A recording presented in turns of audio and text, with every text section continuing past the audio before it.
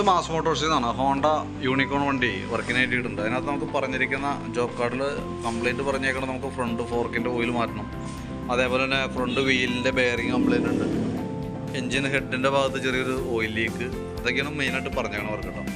അപ്പോൾ fork oil മാറ്റാൻ വേണ്ടിയിട്ട് നമ്മൾ അയച്ചിട്ടുണ്ട്. സാധാരണ നമുക്ക് ഫോർക്കിൻ്റെ ഓയിൽ മാറ്റുന്ന കൂട്ടത്തിൽ കൂടെ ഓയിൽ സീൽ ചേഞ്ച് ചെയ്യാറുണ്ട്. ഈ നിലവിൽ ഇപ്പോൾ ലീക്കൊന്നുമില്ല, തന്നെയല്ല ഓയിൽ മാത്രം മാറ്റിയാൽ മതി എന്ന് പറഞ്ഞ പ്രകാരം നമ്മളത് ഓയിൽ സീൽ അഴിച്ച് നോക്കുമ്പോഴും വേറെ പ്രോബ്ലം ഒന്നും കാണുന്നില്ല കേട്ടോ. അപ്പോൾ നമ്മൾ തൽക്കാലം ഓയിൽ മാത്രം മാറ്റിയിട്ട് റീസെറ്റ് ചെയ്യുന്നത്. രണ്ട് പൈപ്പിൻ്റെ ആയാലും ഓയിൽ സീലുകൾ നിലവിൽ ലീക്കില്ല. അപ്പോൾ അതുകൊണ്ട് തന്നെ ഓയിൽ മാത്രം മാറ്റിയിട്ട് നമ്മൾ റീസെറ്റ് ചെയ്യണം. പിന്നെ അതേപോലെ ഫ്രണ്ട് വീലിൻ്റെ ബെയറിങ് കംപ്ലയിൻറ്റ് വന്നിട്ടുണ്ട്. അപ്പോൾ നമ്മൾ ബെയറിങ് കിറ്റേ പറ്റി നമ്മൾ മാറണുണ്ട്. ബെയറിങ് കിറ്റ് എന്ന് പറയുമ്പോഴത്തേക്കും അതിൻ്റെ ഓയിൽ സീലും കാര്യങ്ങളെല്ലാം എല്ലാം കൂടി വന്നായിട്ടാണ്. ആ രീതിയിൽ നമുക്ക് ചേഞ്ച് ചെയ്തിടാം. പിന്നെ ഈ ബെയറിങ് പെട്ടെന്ന് പോകുന്നുണ്ടെങ്കിൽ നോക്കേണ്ട കേസ് എന്ന് വെച്ചാൽ നമുക്ക് അതിൻ്റെ ടയർ പ്രഷറൊക്കെ കറക്റ്റ് ആണോ എന്നുള്ള കേസ് നോക്കണം കേട്ടോ.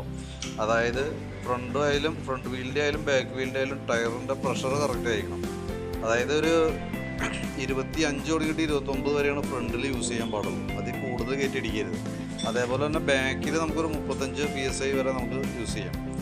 അതിൽ കൂടുതൽ ബാക്കും വരാതിരിക്കുക. കാരണം എന്താ വെച്ചാൽ കറക്റ്റ് അളവിലുള്ള എയർ മതി. അതിൽ കൂടുതൽ വന്നു കഴിഞ്ഞാൽ ഇതേപോലെ പല പ്രോബ്ലംസ് ഉണ്ടാവും. അതായത് ബെയറിങ്ങുകൾ നിൽക്കില്ല, കോൺസെപ്റ്റ് കംപ്ലൈൻറ്റ്, ഫോർക്ക് പെട്ടെന്ന് കംപ്ലൈൻറ്റ് ആവും. അങ്ങനെ പല പ്രശ്നങ്ങളും വന്നതിൻ്റെ മെയിൻ ഒരു റീസൺ എന്ന് പറഞ്ഞാൽ ടയർ പ്രഷറിൻ്റെയാണ് നോക്കുക. കാരണം ഞാൻ ടയർ പ്രഷർ കൂടി കഴിഞ്ഞാൽ സ്വാഭാവികമായിട്ടും അതേ ജർക്കിങ് കൂടുതലായിരിക്കും, തെറിപ്പ് കൂടുതലായിരിക്കും. അങ്ങനെ വരുമ്പോഴാണ് ഈ കംപ്ലയിൻസ് ഒക്കെ കൂടുതലായിട്ട് വരാം.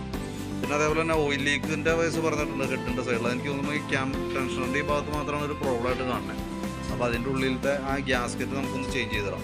അത് അഴിച്ചിട്ട് ആ ഗ്യാസ്കറ്റ് മാറ്റിടാം. വേറെ ഹെഡിൻ്റെ ഭാഗത്ത് ലീക്കേജ് ഒന്നും കാണുന്നില്ല. ആ ചെയിനും ബ്രേക്കും കൂടി ഒന്ന് ചെക്ക് ചെയ്തേക്കാം. ഇത്രയാണ് മെയിനായിട്ട് ചെയ്യാൻ പറഞ്ഞേക്കാം വർക്കുകളുടെ. ഞാൻ അതിൻ്റെ ഒരു എസ്റ്റിമേറ്റ് കൂടി നോക്കിയിട്ട് ഡീറ്റെയിൽസ് വാട്സാപ്പിലേക്ക് ഒന്ന് ഷെയർ ചെയ്തിട്ടേക്കാം. അത് നോക്കിയിട്ടൊന്ന് റിപ്ലൈ ഉണ്ടാവും.